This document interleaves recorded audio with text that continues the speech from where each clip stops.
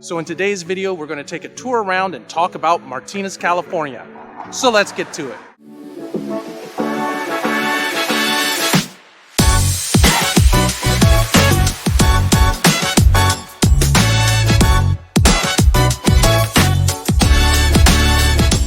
I'm Rich Fleming, your local realtor, and I'm here to teach you everything associated with living, working, playing, sleeping, eating.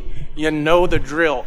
In Oakland and the rest of the San Francisco Eastbay, I get a ton of people who reach out to me with questions, and if you are one of those people, drop me an email, send me a text, give me a call, because when it comes to helping you transition to Oakland and the rest of the San Francisco Eastbay, I got your back.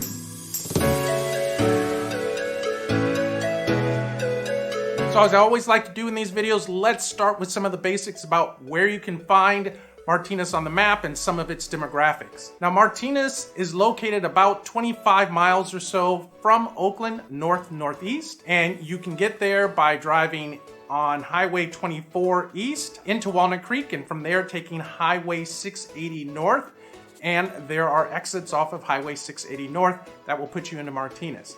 Now, the main highway that runs through Martinez is Highway 4, and that intersects with Highway 680. And Highway 4 runs east-west, and it kind of divides Martinez into a northern part and the southern part. The northern part is the older, more established part of the town, for lack of a better term, and the southern part is got more of a suburban feel to it. A lot of the homes there were developed in the 70s, 80s, and maybe early 90s. Now, Martinez has a population of about 38,000 people spread out over, I think it's about 12.6 square miles. So its population density is about 2,800 people per square mile. So its population density is a lot less than a lot of other cities in the area. So let's talk about transportation here in Martinez. So your primary form of transportation is going to be the car in Martinez. That's pretty much typical in California, but your options otherwise are somewhat limited. Martinez does not have a BART station. The closest BART station is the North Concord station, and that's probably 10 to 15 minutes drive from most parts of Martinez. Martinez does have an Amtrak station, so if you ever need to get up to Sacramento or even down to San Jose, it is a good method for avoiding the sometimes insane Bay Area traffic if you're trying to go to either of those locations. Now, Martinez is also served by two bus systems, WestCat and the County Connection. And those two bus services are really designed to help people get to BART stations and to get to county government offices. It's not really a great system for just getting around town. So let's talk about housing here in Martinez. And that is one of the strongest appeals of Martinez, is that by Bay Area standards, the housing cost here in Martinez very reasonable. So the median priced home in Martinez costs $725,000. And that price has gone up about 4 to 5% in the last year. But even by comparison to Pleasant Hill, which is just south of Martinez, the median home price there is somewhere north of $900,000. So one of the great things about the housing stock here in Martinez is that there is a wide diversity of housing. There are one bedroom, one bathroom homes which might be 60 plus years old that sell for maybe around $400,000 or so, to estates, quote unquote traditional suburban homes that'll go as high as about $2 million. And you can find everything in between, classic suburban 3 and 2 homes, ranchers, craftsmen. There's just about every type of housing. Good stock of condos and townhomes here. So it's got a great diversity of housing stock. And that gives people an opportunity to really find something that fits their needs in this city.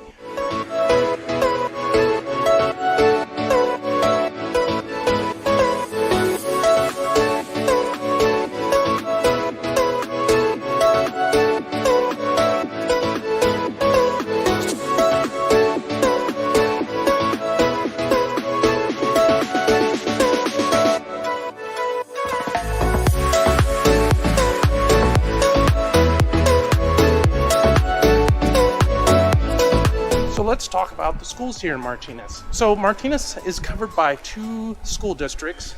Part of it is covered by the Martinez Unified School District, and then parts of the city are covered by the Mount Diablo School Districts. Both districts are pretty well regarded when you look at most online rating sources. As you know, I always encourage you to do your own personal research.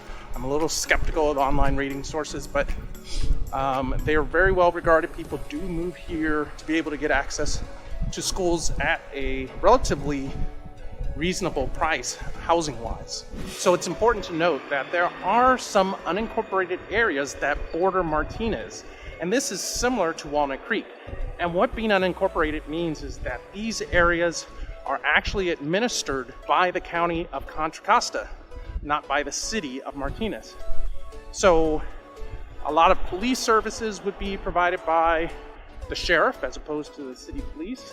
Unless it's an emergency, the city police will respond to emergencies. Permitting, things like that, those will be done by the county in those areas. And some of those unincorporated areas are Mountain View, Vine Hill, Alhambra Valley. But for all practical purposes, if you ask most people where they live, if they live in one of these areas, they're going to tell you Martinez, because people know where that is relative to these unincorporated areas. So what are some notable people and things about Martinez? Well, some of the notable people who are connected to Martinez, first of all, is John Muir. And John Muir was a naturalist in the late 19th century, early 20th century. He lived here in Martinez for about 30 years towards the end of his life.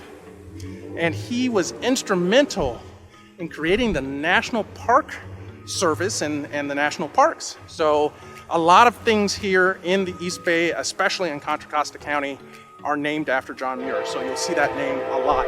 Some other notable people from Martinez: Vince and Joe DiMaggio, very famous baseball players. Tug McGraw, another famous baseball player. Who else? Jeff and Stan Van Gundy. So if you're an NBA fan like I am, you know who they are. They're both coaches in the NBA, or were coaches in the NBA. Martinez lays claim to being the home of the invention of the martini. I don't know if it's true. There's a lot of debate about that, but that's one of its claims to fame. So what are some potential cons of living in Martinez? Well, two pop to mind for me right away. One, Martinez still has active oil refineries in the city. Now they're located on the far north end of the city, and you would not even know they are there in many parts of the city if you're living in many other parts of the city.